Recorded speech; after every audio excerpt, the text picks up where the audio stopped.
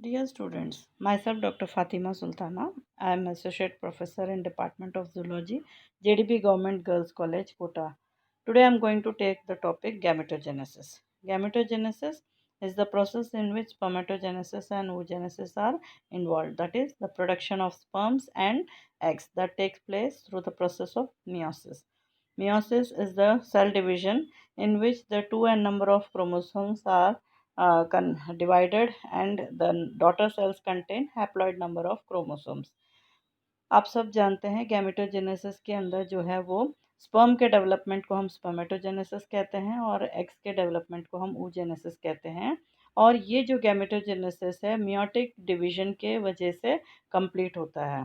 तो हम सब जानते हैं कि दो तरह के सेल डिविजन पाए जाते हैं, एक है माइटोटिक डिवीजन और दूसरा है meiotic division. There are two type of cell division, mitotic division and meiotic division, that is mitosis and meiosis. In mitosis, what we see, every daughter cell is very similar to that of the parent.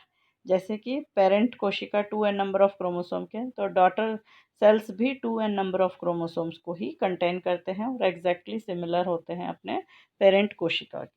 जबकि meiotic division में हम क्या देखते हैं कि जो कोशिका start करता है मियोटिक डिवीजन वो तो 2n नंबर ऑफ क्रोमोसोम्स को कंटेन करते हैं, यानी डिप्लॉयड होता है कोशिका। और जब जैसे कि स्पर्म्स बन रहे हैं या एग बन रहा है तो उसके अंदर हम क्या देखते हैं कि आधे क्रोमोसोम्स होते हैं।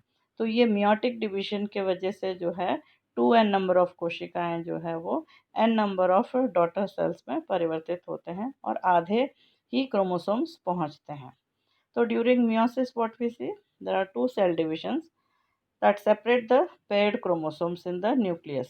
तो जो न्यूक्लियस हैं उनकी संख्या को जो है वो, क्योंकि मियोसिस आप सब जानते हैं मियोसिस 1 और मियोसिस 2 दो सेल डिविजन्स होते हैं, और जिसमें मियोसिस 1 जो है वो रिडक्शन डिवीजन हम कह सकते हैं, जिसमें पेयर्ड क्रोमोसोम जो है न्यूक्लियस के अंदर वो सेपरेट होते हैं और आधे पहुंचते हैं नेक्स्ट स्टेज पर। तो उससे क्या है कि जो डिप्लॉयड नंबर ऑफ क्रोमोसोम्स हैं, तो जो गैमीट्स जो बन रहे हैं उसमें क्या कितना पहुंचता है, half the number of chromosomes. So the production of sperms is called spermatogenesis and the production of eggs is called oogenesis.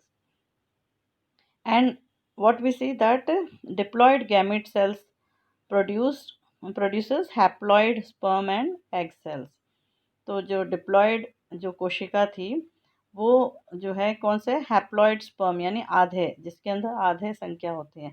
तो इससे क्या होता है, what is the significance of this? The significance is very important because this process is very important for sustaining the species of any animal, because an animal or species sustain and maintain its survival through this process. This phenomenon occurs only in those organisms which can only reproduce through sexual reproduction.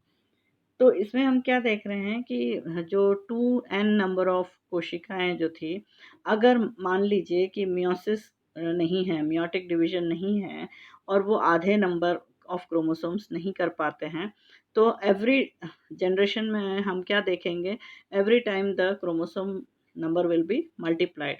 जैसे 2n parent दो mail से आ रहा है और 2n जो है female से आ रहा है, तो जो जाइगोट जो बनेगा वो कितने हो जाएगा, 4n। अगले उसमें अगर हम देखें 4n प्लस 4n फिर 8n, तो every time we see that the number of chromosomes are multiplying, whereas we all know to sustain the species has to maintain its chromosome number from generation to generation.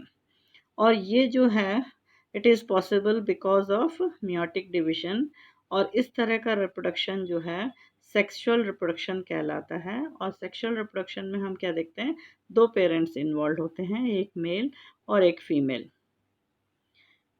The embryo produced is kept in the female और mother. तो जो haploid sperm और haploid egg दोनों मिलकर के fertilisation के बाद जो एम्ब्रियो बनते हैं, वो एम्ब्रियो फिर फीमेल यानी माँ के कोख के अंदर यानी फीमेल्स के वूम्ब के अंदर वो डेवलप होता रहता है, वहाँ प्रॉपर नरिशमेंट मिलता रहता है और उसका डेवलपमेंट होता है, और फिर वो एक यंग वन को बर्थ देता है यानी जन्म देता है। आज हम oogenesis को लेंगे। तो oogenesis में कौन सा रिप्रोडक्टिव ऑर्गन इन्वॉल्व है? ओवरीज। ओवरीज जो है उसकी अगर हम संरचना देखें तो germinal epithelium, tunica albuginea, cortex और मेडुला।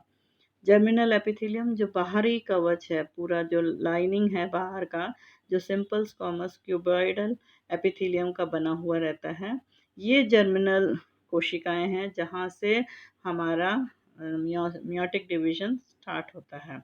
और ट्यूनिका एल्बुजिनिया जो है वो डेंस कनेक्टिव टिश्यू है, वाइटिश कलर का होता है।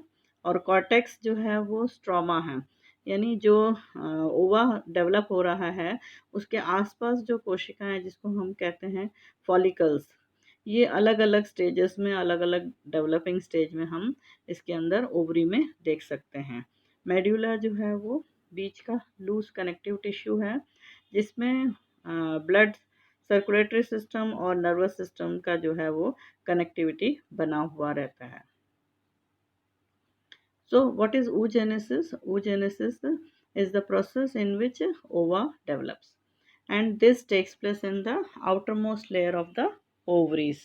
Oogenesis starts with a germ cell called an oogonium.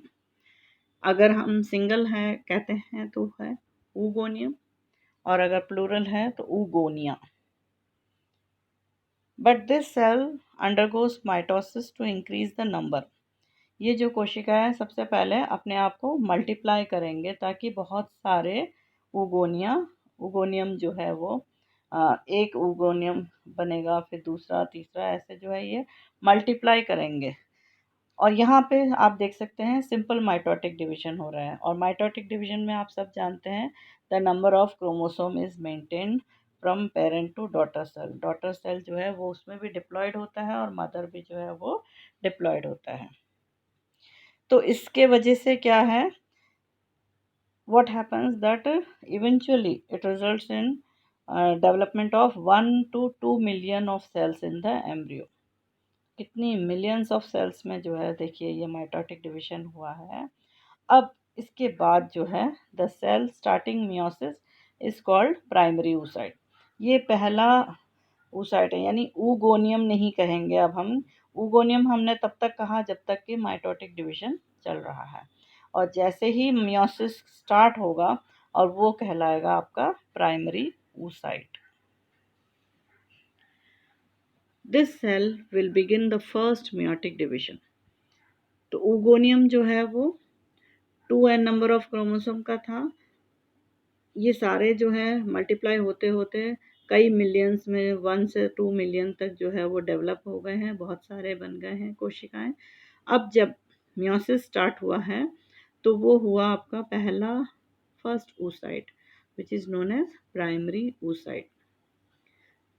This cell will begin the first meiotic division but be arrested in its progress in the first prophase stage.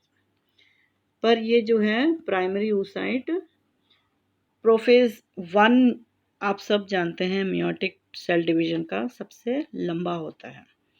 तो इस prophase stage में जो है ये diplotene वाले stage पर arrest होकर के रहता है प्राइमरी oocyte। तो ये यहाँ तक का जो डेवलपमेंट है ओवरी का, ये जब एम्ब्रियो अंदर था फीमेल के कोख के अंदर, तब तक ये oogoनियम बनते रहे और उसके बाद वो प्राइमरी oocyte में अरेस्ट होकर के हैं उसके अंदर, ओवरी के अंदर। तो at the time of birth all future eggs are in the prophase stage. जब वो एम्ब्रियो बड़ा होकर डेवलप होकर के जब एक यंग वन में परिवर्तित होता है और जब उसका जन्म होता है तो हम देखते हैं उस जन्म के समय ही जितने भी फ्यूचर एग्स हैं वो सब प्रोफेज स्टेज में होते हैं। एट एडोलेसेंस यानी जो फीमेल्स के अंदर फर्स्ट मेंस्ट्रुअल साइकिल जो स्टार्ट होता है, तब anterior pituitary hormone it causes the development of a number of follicles in ovary.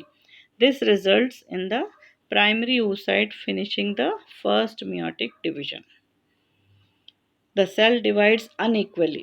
अब यहाँ पर जब काफ़ी सारे फॉलिकल्स उस डेवलपिंग उस प्राइमरी oocyte के आसपास हो जाते हैं, और वो जो है हार्मोन्स कहाँ से सिक्रेट हो रहा है, pituitary hormones, anterior pituitary gland जो है वहाँ से जो हार्मोन सिक्रेट होते हैं, फॉलिकल स्टिमुलेटिंग हार्मोन, वो फॉलिकल्स का डेवलपमेंट करते हैं।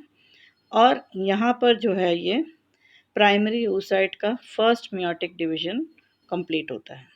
तो इस फर्स्ट मियोटिक डिवीजन में हम क्या देखते हैं, जो 2n नंबर ऑफ कोशिकाएं थे यानी डिप्लॉयड कोशिकाएं, वो n यानी अब आधे हो गए हैं क्रोमोसोम्स।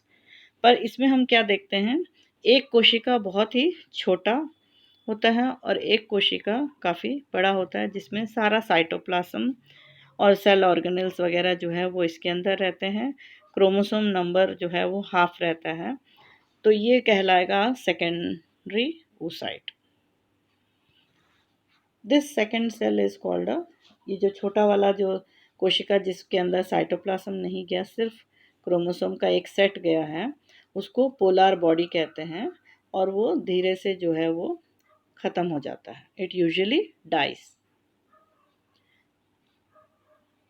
स्टार्ट इस चित्र में अगर हम देखते हैं तो ऊगोनियम जो है वो डिप्लॉयड थे, यानी 2n नंबर ऑफ क्रोमोसोम्स थे।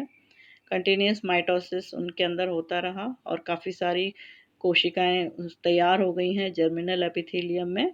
और जब मियोटिक डिवीजन स्टार्ट होता है वो था प्राइमरी oocyte, और वो बर्थ के टाइम तक जो है वो ये प्राइमरी oocytes तैयार हो गए हैं, और ये प्रोफेज 1 के डिप्लोटिन स्टेज में अरेस्ट होकर यानी वहीं पर ही रुक जाते हैं। ये आगे मियोटिक डिवीजन जो है वो नहीं होता है। फिर आफ्टर बर्थ जब एडोलेसेंस यानी फर्स्ट मेंस्ट्रुअल साइकिल जो स्टार्ट होता है, तब जो है वो सेकेंडरी oocyte यानी वो फर्स्ट मियोटिक डिवीजन जो है वो कंप्लीट होता है, और पहला आपका ये सेकेंडरी oocyte, जिसमें एक कोशिका छोटी होती है और एक बड़ी होती है। जो कोशिका छोटी है उसको पोलर बॉडी कहते हैं, और जो बड़े साइज में है जिसमें सभी साइटोप्लाज्म पूरा और सेल ऑर्गेनल्स और हाफ नंबर ऑफ क्रोमोसोम्स हैं, उसको सेकेंडरी oocyte कहते हैं। अब ये जो सेकेंडरी oocyte भी है, the secondary meiotic arrest occurred, अब यहाँ दूसरा अरेस्ट हुआ है, यानी फिर से सेल डिवीजन रुक गया है, and this time it is at the metaphase 2 stage. जो मियोटिक डिवीजन का जो सेकेंड स्टेज है यानी जो मेटाफेज सेकेंड है, वहाँ पर जो है ये अरेस्ट होकर के रह गया है। अब at ovulation this secondary oocyte will be released and travel towards the uterus through the oviduct। Uterus के थ्रू जो है वो मतलब ये सेकेंडरी oocyte जो है वो ओवरी में से रिलीज कर दिया जाता है और ओविडक्ट के थ्रू होते हुए यूट्रस के अंदर पहुंचता है।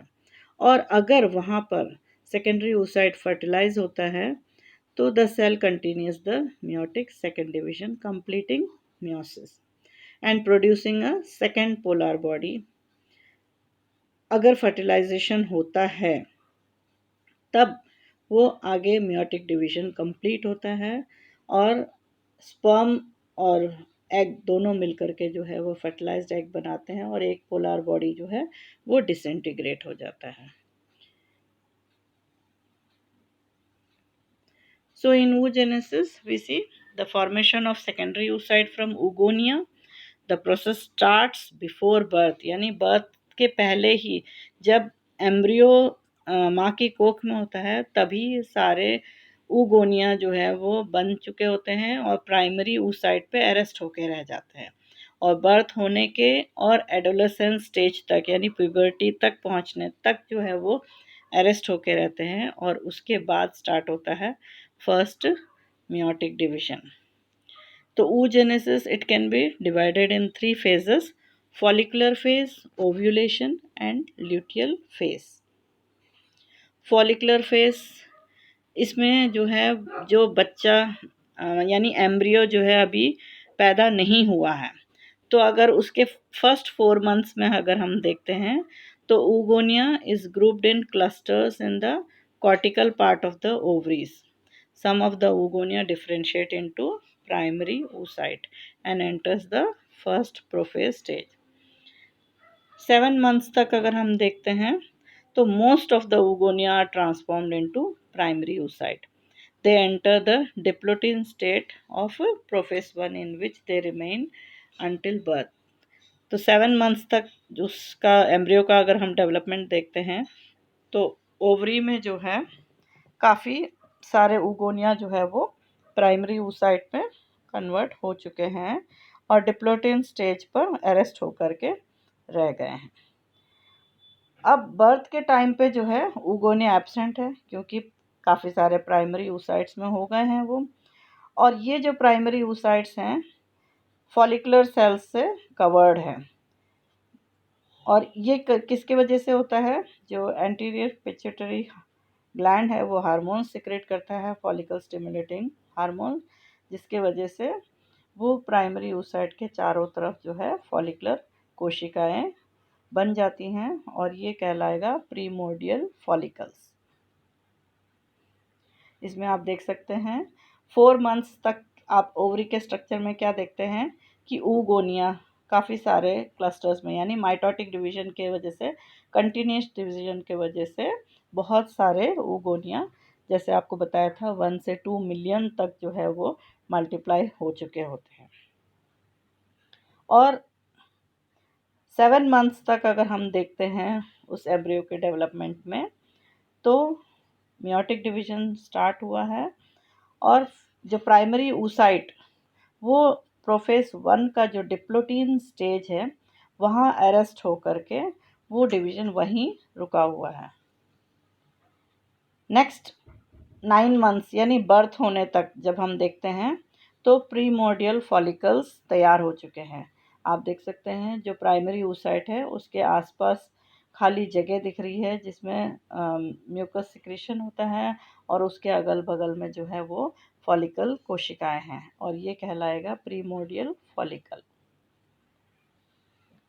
So at birth what we see, primary oocyte have primordial follicle throughout childhood, यानी जब तक कि फर्स्ट मेंस्ट्रुएशन साइकिल स्टार्ट नहीं होता है या एडोलेसेंस कह सकते हैं, प्यूबर्टी, तब तक जो है वो प्रीमोर्डियल जो है कोशिकाएं उस oocyte को जो है वो नरिशमेंट देता रहता है और and it also secretes oocyte maturation inhibiting factor, यानी उस प्राइमरी oocyte को और मैच्योर होने से रोकने वाले जो फैक्टर्स हैं उसका सिक्रीशन करता रहता है।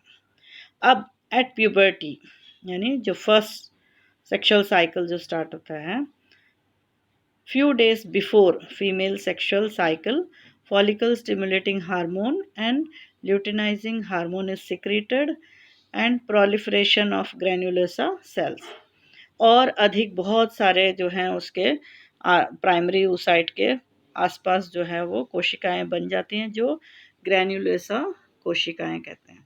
और spindle cells derive from interstitium of the ovary forms a layer theca, पूरा जो है एक का लेयर की तरह फॉर्म हो गए हैं वो कोशिकाएं जिनको हम थीका कहते हैं। और ये भी जो है 2 लेयर्स में होते हैं, इंटरनल और एक्सटर्नल। यानी इंटरनल जो इंटरनल है वाला जो थीका है वो it secretes oestrogen, oestrogen hormone है ये, और एक्सटर्नल जो है वो इट कैप्सूल ऑफ ग्रैन्युलोसा, यानी काफ़ी सारी कोशिकाओं का बना हुआ एक कवच की तरह जो है उसको प्रोटेक्ट करता रहता है अंदर वाले oocyte को। ग्रैन्युलोसा सेल्स जो है it start secreting follicular fluid, धीरे धीरे आप कोशिका में जैसे देख सकते हैं कि बीच में जगह बनती चली जा रही है और उसके अंदर जो है फ्लूइड सिक्रेशन होता रहता है and that is estrogen. The accumulation of fluid forms the antrum which within the granulosa, उस जगह को हम एट्रम कहते हैं। The enlarged follicular cells continues to grow and becomes vesicular follicle. The ovum also grows in size. तो धीरे धीरे हम देखते हैं उस ओवम का जो है वो साइज भी बड़ा होता रहता है। इसके अंदर आप वेरियस स्टेजेस देख सकते हैं। सबसे पहला प्राइमरी oocyte काफ़ी छोटा दिख रहा है, फिर धीरे धीरे जो है वो फॉलिकल कोशिकाएं उसके आसपास बढ़ने लगती हैं और फिर वो जो है फ्लूइड का सिक्रीशन करते हैं, तो उसके अंदर फ्लूइड इकट्ठा होता है, आसपास ग्रैन्युलोसा सेल्स बन जाते हैं और फिर उसके बाद वो रप्चर होता है, तो वो जो oocyte बाहर आ रहा है उसको हम कहते हैं secondary oocyte। Primary oocyte undergoes meiosis to become secondary oocyte।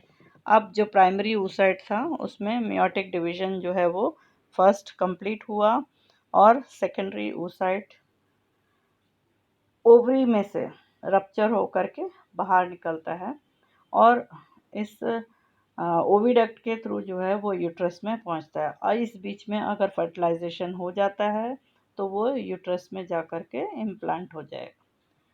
Secondary oocyte का स्ट्रक्चर आप देख सकते हैं। इसके अंदर जो ओवम है उसमें सेंटर में जो है वो प्राइमरी oocyte, उसके आसपास कोशिकाएं हैं और बीच में एट्रम जो फ्लूइड भरा हुआ है, थीका इंटरना और थीका एक्सटर्ना। ओव्यूलेशन किसको कहते हैं? The process whereby a secondary oocyte is discharge from the ovary. अब ओवरी में से जो रप्चर होके जो निकल रहा है बाहर उसको हम कहते हैं सेकेंडरी oocyte। ल्यूटियल फेस कौन सा हुआ? रप्चर होके जो सेकेंडरी oocyte बाहर निकल गया है, तो जो बची हुई कोशिकाएं हैं, तो remaining theca and granulosa cells in the ovary are converted to luteal cells, becomes enlarged and filled with yellowish fluid, and that mass, वो जो बचा हुआ जो मास है उसको हम कहते हैं corpus luteum. Well developed vascular supply होता है इसके अंदर और ये भी हार्मोन सिक्रेट करता है और उस हार्मोन को हम कहते हैं प्रोजेस्टेरॉन। तो what is corpus luteum? Corpus luteum loses secretory functions and yellowish lipid characteristics 12 days after ovulation। Ovulation के 12 दिन बाद अगर हम देखते हैं कि फर्टिलाइजेशन नहीं हुआ है तो वो कार्पस ल्यूटियम जो है धीरे धीरे अपना सिक्रेटरी फंक्शन, जो कि वो प्रोजेस्टेरॉन सिक्रेट कर रहा था, वो जो है वो कम होने लग जाएगा और वो येलोइश होकर के, और जो परिवर्तन आया है उसको हम कहते हैं कॉर्पस एल्बिकन्स। अब इसके अंदर जो है वो कनेक्टिव टिश्यू में रिप्लेस हो जाएगा। तो अगर हम टाइमलाइन देखते हैं तो एम्ब्रियो वाले स्टेज में हम क्या देखेंगे?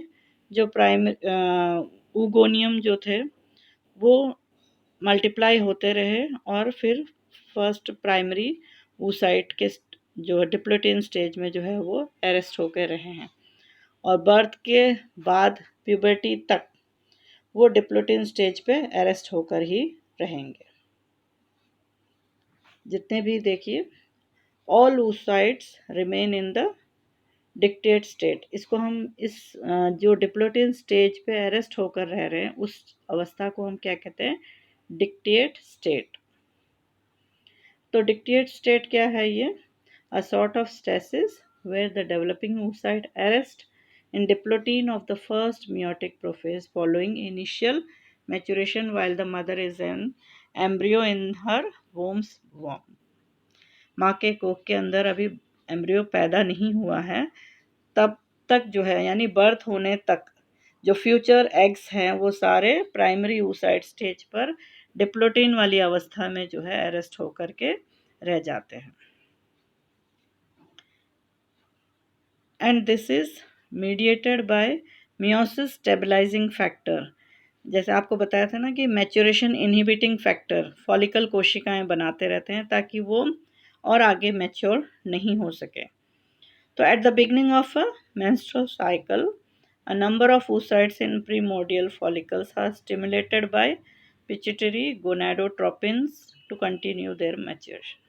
अब यहाँ पर जो है जो पिट्यूटरी ग्लैंड है वो गोनाडोट्रोपिन्स रिलीज करता है, जिसके वजह से प्रीमोडियल फॉलिकल्स जो है वो स्टिमुलेट होते हैं और नेक्स्ट अवस्था में पहुंचने के लिए यानी मियोटिक डिवीजन को कंप्लीट, फर्स्ट मियोटिक डिवीजन को कंप्लीट करने में जो है वो स्टिमुलेट करता है। तो mainly due to luteinising hormone concentration either blocks or deactivates the meiosis stabilizing factor. So as a result, what happens? Egg maturation continues and meiosis 1 occurs. तो ये हार्मोन्स के जो है सिक्रीशंस के वजह से और उनके कंट्रोल के वजह से, जिसको हम कहते हैं follicle stimulating hormones, luteinising hormones, ये सब कहाँ से आ रहे हैं? एंटीरियर पिट्यूटरी ग्लैंड से। तो ये उस प्राइमरी oocyte को और मैच्योर होने में, यानी मियोटिक डिवीजन को कंप्लीट करने में हेल्प करते हैं, स्टिमुलेट करते हैं, और फर्स्ट मियोटिक डिवीजन जो है वो कंप्लीट होगा। In many species the oocyte then arrest at metaphase of meiosis until after fertilisation. जैसे ह्यूमन बीन है, उसके अंदर अगर फर्टिलाइजेशन होने तक जो है वो फर्स्ट मियोटिक डिवीजन कंप्लीट होकर के जो सेकेंडरी oocyte बना है, वो सेकेंडरी oocyte का जो सेकेंड मियोटिक डिवीजन जो स्टार्ट हुआ है वो मेटाफेज स्टेज पे अरेस्ट होके रहेगा। अगर फर्टिलाइजेशन होता है तो वो मियोटिक डिवीजन कंप्लीट होगा, वरना वो मेटाफेज स्टेज पर अरेस्ट होकर ही रहेगा। तो हमने क्या देखा था कि बर्थ के और प्यूबर्टी के बीच में जो है कौन सा स्टेट था? डिक्टिएट स्टेट था, जिसमें प्राइमरी oocyte जो है वो अरेस्ट होकर के रहते हैं डिप्लोटिन स्टेज पे। अब प्यूबर्टी के बाद जो है, जो फर्स्ट मेंस्ट्रुअल साइकिल जब स्टार्ट हुआ है, तो हम क्या देखते हैं कि प्राइमरी oocyte जो है उसका मियोटिक डिवीजन कंप्लीट हुआ है और सेकेंडरी oocyte रिलीज हुआ है, जिसको हम कहते हैं ओव्यूलेशन हुआ। अब ओव्यूलेशन होने पर अगर फर्टिलाइजेशन हो जाता है तो वो यूट्रस में इम्प्लांट हो जाएगा, वरना जो कॉर्पियस ल्यूटियम है वो जो प्रोजेस्टेरोन रिलीज कर रहा था वो भी अपना सिक्रीशन बंद कर देगा और वो कॉर्पस एल्बिकम बनकर और कनेक्टिव टिश्यू में कन्वर्ट हो जाएगा। तो हम क्या देखते हैं? मेनोपॉज। मेनोपॉज वो वाली अवस्था है जब फर्दर मियोटिक डिविजन्स नहीं होते हैं और सेकेंडरी oocytes नहीं बनते हैं। तो मेनोपॉज और डेथ के बीच में, यानी किसी तरह का कोई डेवलपमेंट नहीं हो रहा है सेकेंडरी oocyte का, किसी भी तरह का oocytes का, तो हम क्या देखते हैं? ओवरी के अंदर सारे oocytes जो हैं वो नहीं होते, यानी there are no oocytes remaining in the ovary. तो प्यूबर्टी और मेनोपॉज के बीच में हम क्या देखते हैं? बहुत सारे जो कोशिकाएं हैं, प्रीमोर्डियल फॉलिकल्स जो हैं वो ज़्यादातर डीजेनरेट होते रहते हैं। कुछ हैं जो ओव्यूलेशन होते रहते हैं और एवरी मेंस्ट्रुअल साइकिल पर जो है 1 ओव्यूलेशन हम देख सकते हैं। फटाफट अगर हम एक रिकैप देखना चाहें तो प्रीमोर्डियल जर्म सेल जो एपिथेलियल मेम्ब्रेन था किसका? ओवरी का। वहाँ पर oogonia सिंगल, oogonia प्लूरल। तो ये सारे oogonia जो बन रहे हैं वो कौन से डिवीजन से हो रहे हैं? माइटोटिक डिवीजन से, माइटोसिस से। और ये सब 2n नंबर ऑफ क्रोमोसोम्स यानी डिप्लॉयड कोशिकाएं ही होती हैं। अब ये oogonia जब पहला मियोटिक डिवीजन स्टार्ट होता है तो हम उसको कहते हैं प्राइमरी oocyte। अब ये primary oocyte meiotic division start करता है बट डिप्लोटिन अवस्था में अरेस्ट होकर रह जाता है, और बर्थ से लेकर के जो चाइल्डहुड वाला फेज है, यानी फर्स्ट मेंस्ट्रुअल साइकिल, प्यूबर्टी या एडोलेसेंस अवस्था पे जब तक वो पहुंच नहीं जाते हैं तब तक जो है वो अरेस्ट होके रहता है, और फिर वो अपना कंप्लीट करता है फर्स्ट मियोटिक डिवीजन जब फॉलिकल स्टिमुलेटिंग हार्मोन्स रिलीज होते हैं पिट्यूटरी ग्लैंड से।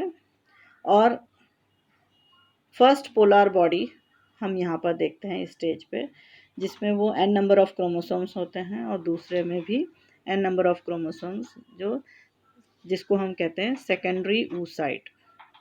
अब ये सेकेंडरी oocyte भी अरेस्ट होकर के रहेगा, ओव्यूलेशन तो हो जाएगा और वो पहुंच जाएगा ओविडक्ट के थ्रू यूट्रस के अंदर, बट अगर इस बीच में फर्टिलाइजेशन नहीं होता है तो वो डिसइंटीग्रेट हो जाएगा।